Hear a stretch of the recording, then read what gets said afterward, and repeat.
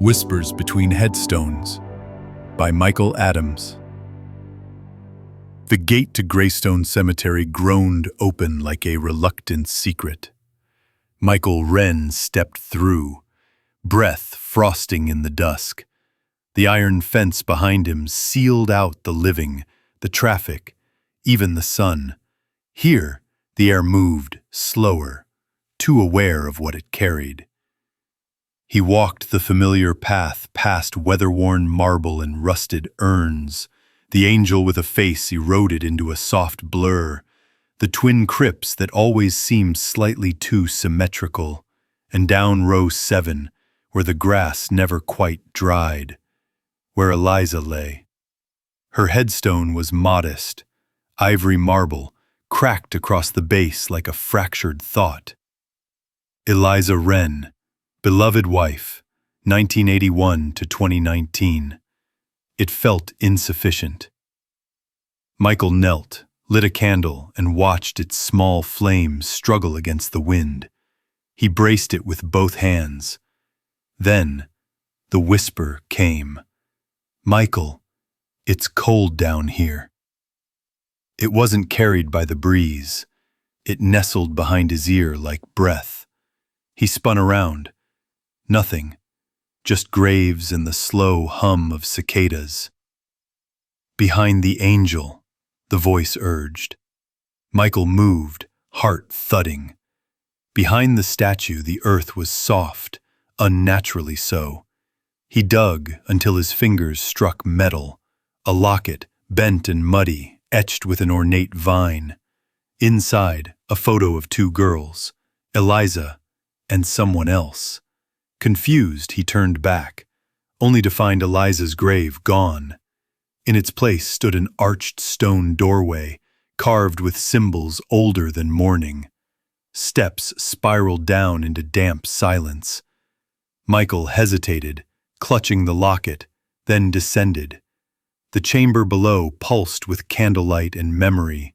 Its walls bore names etched in shifting scripts, some crossed out, others glowing faintly. In the center stood Eliza. But her eyes held too many pupils. Her joints bent oddly, yet she was still her. "I never died, Michael. I was buried alive, in someone else's fate." He stepped closer. "What are you now?" Her voice fractured. "A keeper, a witness. This place remembers those who are remembered too vividly. You lit the candle. I felt it."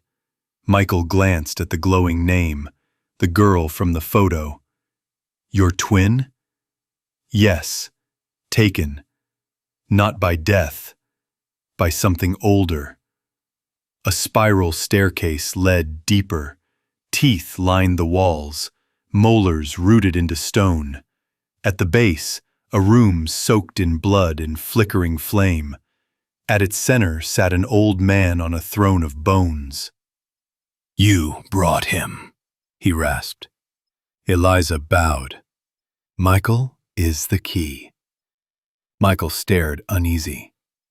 "Key to what?" The man pointed to an altar. A name emerged. Michael Wren. And beneath it, M. Wren, 1857 to 1891. "I don't understand." "You've lived before," Eliza whispered. "Each time, the soil remembers. Residue remains." Flashes hit him.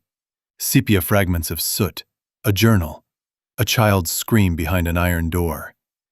Then came the void. Not a creature. A darkness that peeled back reality, covered in mouths whispering his name in reverse. "It feeds on memory," the old man warned.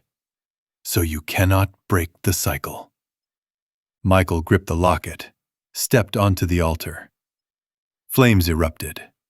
Blue fire, revealing an ancient diary written in his own hand. "To reclaim the forgotten, one must bleed the past into stone." He read aloud. The walls screamed. The void recoiled. Light surged. The chamber cracked. Above, the cemetery realigned. Names corrected. Tombstones reformed. But Eliza remained. "This is where I belong," she said gently. "We've remembered each other. That's enough."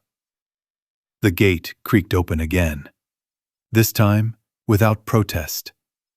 Michael walked slowly into daylight. Frost glimmered on the grass. The angel's smile, still eroded, now hinted at peace. He knelt at the true grave. It read, "Eliza Wren, twin, witness, keeper of shadows." He placed the locket on the stone and whispered, "I remember." No wind replied. But beneath the soil, a whisper lingered, not forgotten.